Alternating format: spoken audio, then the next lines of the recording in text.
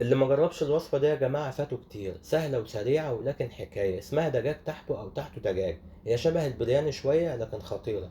هنجيب الفراخ أو الدجاج بتاعنا ونقطعهم بالشكل اللي نحبه. يفضل تبقى قطع صغيرة شوية عشان بتستوي أسرع. طبعا بعد ما نطهرها في شوية مية بملح وخل لمدة 10 دقايق، وننشفها كويس ونبهرها بملح وبهارات عربية أو مشكلة وكركم، وندعكها كويس في البهارات، وننزل بها في زيت غزير عشان تاخد الصدمة. اشمعنى هي يعني؟ وطبعا عشان تحتفظ بالسوائل اللي فيها.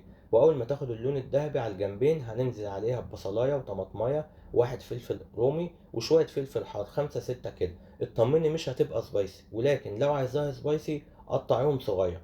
وورق غار او لوري على حسب ما بتسموه عندكم، وشويه كزبره خضراء او بقدونس او اي حاجه منهم اللي موجود. الكزبره طبعا ريحتها اقوى وكده، ولكن اللي موجود زي ما قلت. ومعلقه توم مفروم. اللي انا حطيته ده توم جنزبيل، اللي متابع عارف عملناه سوا في فيديو قبل كده. طبعا الجنزبيل بيعلي التست. ومعلقه معجون طماطم وبهار يا ست الكل، ملح على حسب ذوقك وفلفل اسود.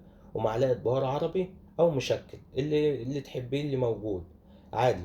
ونغطي ونسيب الخضار بقى مع الفراخ ينزل الصوص بتاعهم. وتعالوا بقى على بال ما الفراخ تستوي كده نعمل شوية بطاطس محمرة هنقطعهم بالشكل اللي نحبه.